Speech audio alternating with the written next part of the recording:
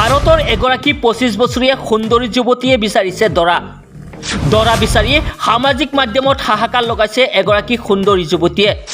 নিজৰ চাহিদা অনুযায়ী দৰা বিচাৰি বিজ্ঞাপন দিলে সুন্দৰী যুৱতীয়ে। বিজ্ঞাপন চাই মুকেশ আম্বানীয়ে দিলে উত্তৰ। সেই উত্তৰত মুকেশ আম্বানীয়ে বুজাই দিলে যে তেওঁ কিয় ভাৰতৰ ভিতৰত ধনী ব্যক্তি।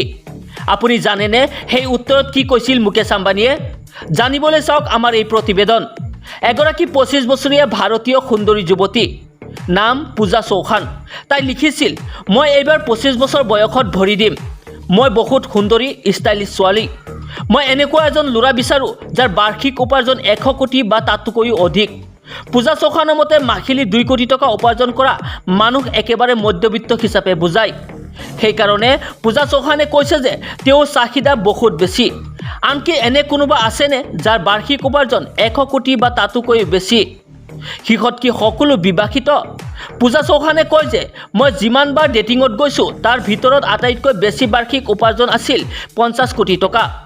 চ' মই এতিয়া ভাবিছোঁ যে 50 কোটিতকৈও অধিক উপাৰ্জন কৰা এজন পুৰুষৰ প্ৰয়োজন। কাৰণ নিউয়ৰ্কৰ দৰে আটাইতকৈ ধুনীয়া ঠাইত বসবাস কৰিলে বাৰ্ষিক 50 কোটি টকা উপাৰ্জন যথেষ্ট নহয়। মই কিছু প্ৰশ্ন কৰিছোঁ, কিয় বেছিভাগ ধনী ব্যক্তিৰ স্ত্ৰী দেখাত ধুনীয়া নহয়? মোৰ কিছুমান বান্ধৱী আছে, সিহঁত দেখাত ইমান ধুনীয়া নহয়, কিন্তু সিহঁতৰ বিয়া হৈছে ধনী ব্যক্তিৰ লগত। ধনী ব্যক্তিৰ উদ্দেশ্যে মোৰ প্ৰশ্ন, আপুনি কি চাই সিদ্ধান্ত লয় যে এনে মহিলা আপোনাৰ স্ত্ৰী হ'ব? সেই পোষ্টটো চাই ৰিলায়েন্স জিঅ'ৰ স্বত্বাধিকাৰী মুকেশ আম্বানীয়ে উত্তৰ দিলে। মুকেশ আম্বানীয়ে লিখিছিল, প্ৰিয় পূজা, মই আপোনাৰ পোষ্টটো মনোযোগেৰে পঢ়িলোঁ আৰু চালোঁ যে বহুত যুৱতীৰ আপোনাৰ নিচিনা প্ৰশ্ন আছে। এজন ব্যৱসায়ী হিচাপে আপোনাৰ পোষ্টটো অলপ বিশ্লেষণ কৰিব বিচাৰিছোঁ।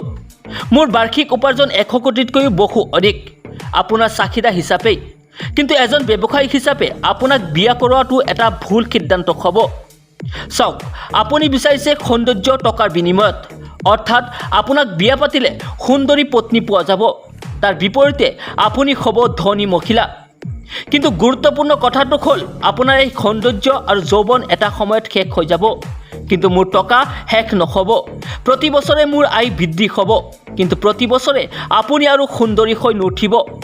আপোনাৰ ৰূপ আৰু যৌৱন যদি সম্পত্তি হয়, তেন্তে 10 বছৰ পিছত আপোনাৰ সম্পত্তি বহুত কমি যাব।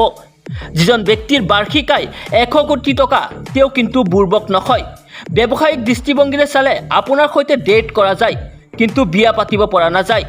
সেয়ে কোনো ধনী ব্যক্তিয়ে বিয়া পতাৰ সপোন নেদেখাটোৱে ভাল।